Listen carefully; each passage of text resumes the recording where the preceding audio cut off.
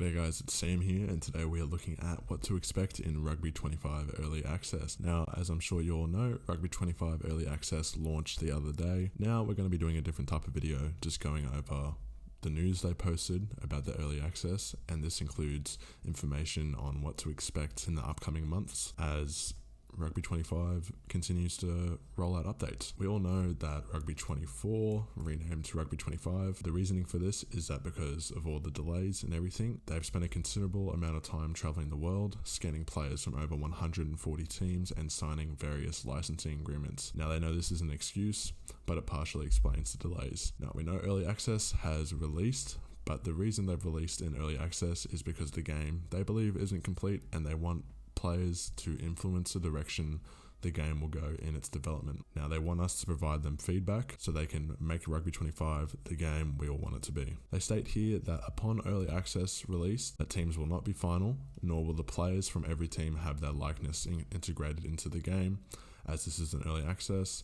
And as early access progresses, teams and players will have their names and likeness updated and integrated into the game. Now we know that at the moment, as if you've seen my gameplay video, only Australia and France have their scans and players fully in the game at the moment. There are other teams in the game, but they're just all generic player models and they just have basic names as well. They state here that the AI and player movement is in an experimental phase at the moment, and bugs will occur as we upgrade and improve the elements of AI in the game. They believe that Rugby 25 full version will launch in 2024 later in the year, but the exact length of early access will be dependent upon feedback received and the development progress of the game. Diving into early access and what we're going to see throughout the progress of early access. At the current progress and point in the game, there's only 21 nations in the team.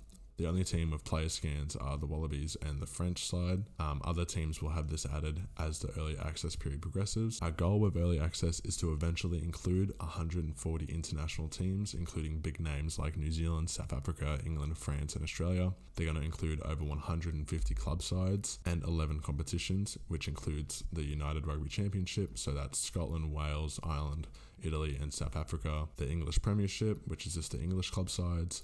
The French Top 14 and Pro D2, which is the first and second division, Major League Rugby, which is the American competition, and Super Rugby Pacific, which is Australia and New Zealand. They're also going to add a career mode, which is looking at the professional highs and lows of coaching rugby teams, and you can build and manage your dream team, train players, develop strategies, and make crucial decisions to lead your team to victory. And they're also going to add the Rugby Academy, which is like your own creation tool that players in the community can create teams, players, logos, and stadiums. Make anything from your all-time favorite players to your local team.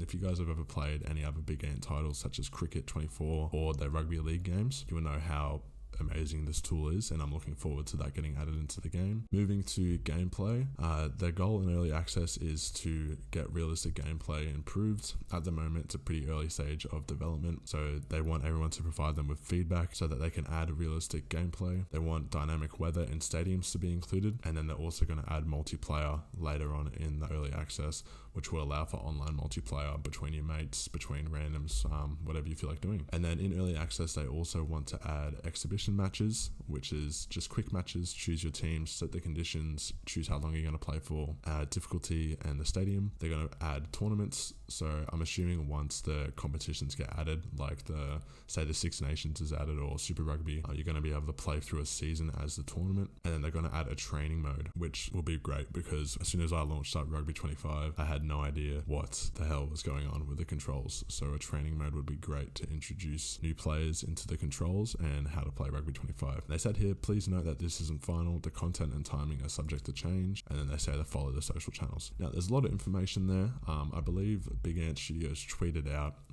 yesterday or the day before that they're going to release a proper roadmap with dates and time periods to expect when things will get added. I'm looking forward to seeing that and seeing Rugby 25 improve. Now, make sure to subscribe, guys. Chuck a like on the video down below and make sure to comment on what you're most excited for and what you want Rugby 25 to include in the near future.